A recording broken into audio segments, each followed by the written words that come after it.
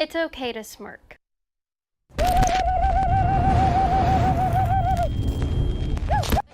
Catholic school controversy. It's everywhere. Did the boys do something wrong? Was it Nathan Phillips' fault? Did the boys actually chant "build the wall"? These are the topics filling Twitter right now, but they're all missing the point. Once I saw the headlines about a MAGA hat wearing teenager harassing a Native American elder, I immediately rolled my eyes.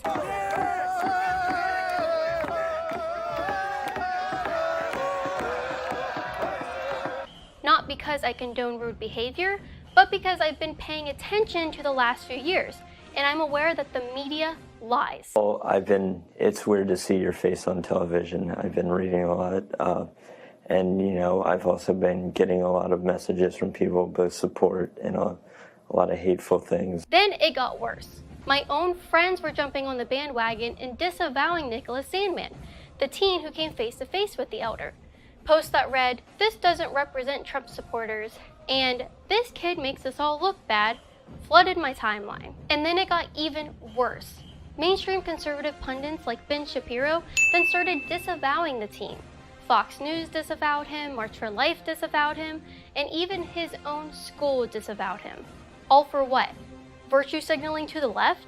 Virtue signaling to people who won't like you no matter how much you try to tell them that you're not a racist? Conservatives who went after these kids should be ashamed of themselves, not only for bowing down to the left, but for abandoning a child and victimizing him when he needed our support the most.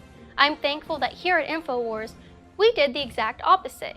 We dug in, we found the truth, and we stood with Nicholas Sandmann as many of the people he probably looked up to had to apologize because they were spineless. And I'm looking at you, Charlie Kirk.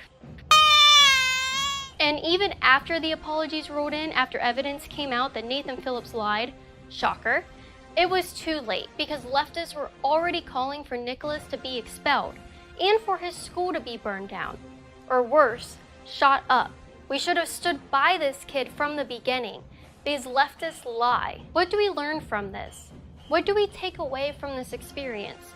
The most obvious is to grow a pair and stop letting the left have so much control.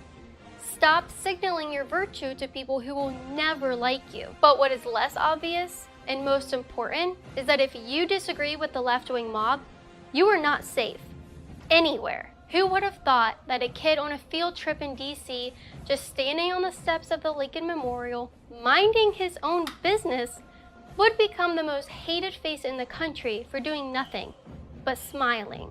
It is a terrifying reality that anyone at odds with the left-wing agenda is at risk of having their whole life ruined, even if you do something as innocent as smile. What was Nicholas Sandmann's crime? Wearing a red "Make America Great Again" hat. And yet the lies that he shouted racist slurs at the elder continue to persist, despite all the evidence showing the opposite. This is so troubling because it goes to show that this can happen to literally anyone on the right. No one knew who Nicholas Sandmann was before last weekend, but now he has unfortunately become a household name. Donald Trump's victory in 2016 was a wake-up call to Democrats that their ideas are not as popular as they might think.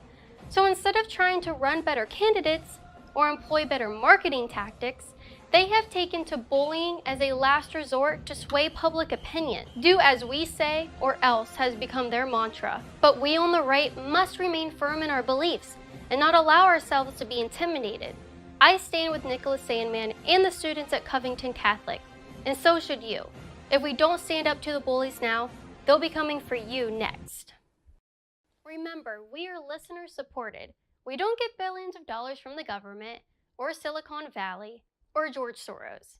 We are supported by you. So please go to InfoWarsStore.com and check out the highest quality nutraceuticals and supplements at InfoWarsStore.com.